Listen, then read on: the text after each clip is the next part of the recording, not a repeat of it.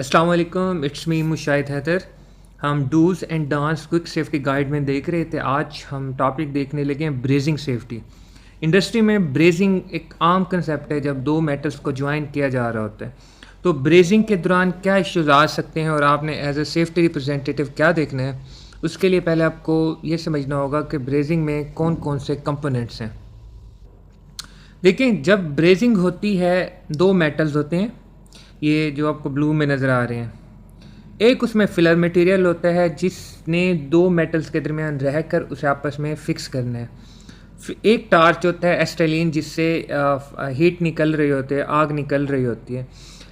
एक और चीज़ है, आप देखें लिखा हुआ है फ्लक्स।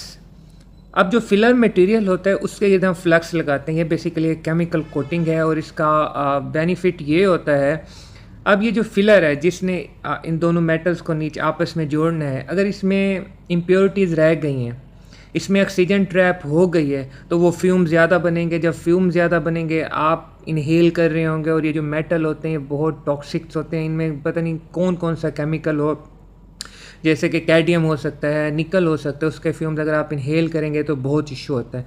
तो इसका तरीकाकार ये होता है कि पहले आप सब साफ़ कर लो, चाहे आपने जिस दो पार्ट्स को वेल्ड करना है उसे भी साफ़ करें और जो आपका फिलर है उसे भी साफ़ करें।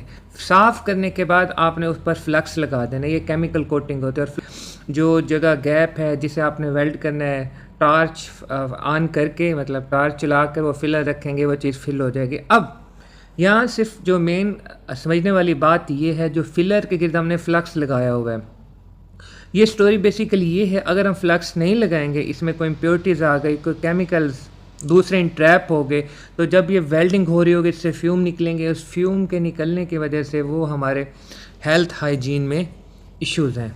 अब पिक्चर देखें तो मेटल के दो पार्ट्स को जोड़ रहे हैं, ये एस्टेलिन है और दरमियान में फिलर है जिसके ज़रिए आप कनेक्ट कर रहे हैं। अब तकरीबन ये सारी बातें आपको मैंने बता दी हैं। ये डूज थे जो मैंने बातें बता दी हैं और ये डॉन्ट्स हैं जो आपने नहीं करनी।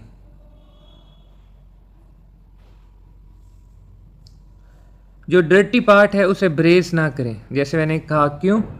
उसमें पता नहीं कौन कौन सा मेटल हो, अगर टॉक्सिक हुआ तो आप इनहेल करेंगे तो मसला है। ग्राइंडिंग ना करें, वो उससे टॉक्सिक हो सकता है। ग्राइंडिंग मतलब वो उससे मतलब काटना समझ लें। ब्रेस उस वक्त तक ना करें जब तक फुल फ्लेक्स कवरेज ना हो। वो फ्लेक्स मैंने आपको बताया था, वो केमिकल्स है जो आपने फिलर के ऊपर लगाना है। अगर फ्लैक्स कम होगा तो क्या होगा, मेटल ऑक्सीडाइज हो जाएगी, मतलब उसके फ्यूम्स बनेंगे, वो इनहेल होंगे, तो उससे मुख्तलिफ इश्यूज़ हैं। अब जो आपने एस्टेलिन का टेम्परेचर है टॉर्च का, वो सेम होना चाहिए। ऐसा ना मेटल का कोई हिसाब ओवर हीट कर दें, सेम टेम्परेचर होना चाहिए। क्यों? क्योंकि उससे फ्यूम रिलीज़ होंगे फिलर से। और अब जो आप फिलर यूज़ कर रहे हैं, फिलर के ऊपर जो आपने केमिकल लगाया हुआ है, वो केमिकल आपको पता होना चाहिए कौन सा है। वो केमिकल क्यों था? फिलर में जो इम्प्योरिटीज़ हैं वो रिमूव हो जाएं। वो जो केमिकल है, अगर इम्प्योरिटीज़ हैं वो उससे मिलके स्लज बना लेते हैं, हम निकाल लेते हैं।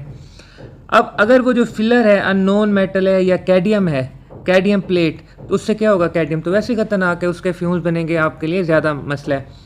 कैडमियम हो गई, जिंक हो गए, गैल्वेनाइज्ड मटेरियल हो गए, तो इससे इशू होगा क्या? अगर आप ओवर हीटिंग करेंगे, क्या इशू होगा? मेटल फ्यूम फीवर होगा। मतलब वो इतने सारे फ्यूम बनेंगे और आपको फीवर की कंडीशन हो जाएगी, तबीयत ख़राब हो जाएगी। और ये जो असरात हैं, तकरीबन after 4 to 12 hours of exposure, 12 घंटों बाद, 10 घंटों बाद ये असर होना शुरू होता है। और ये जितनी भी आपने एक्टिविटी करनी है, ये कन्फाइंड स्पेस में नहीं करनी, मतलब ओपन वेंटिलेशन हो। उसका क्या फ़ायदा है? अगर कोई केमिकल्स हैं, फ्यूम्स बन रहे हैं, तो ओपन वेंटिलेशन होगी तो वो वहाँ से निकल जाएंगे। कैसे लगी आज की वीडियो? फीडबैक दीजिएगा। Take care. अल्लाह हाफिज़।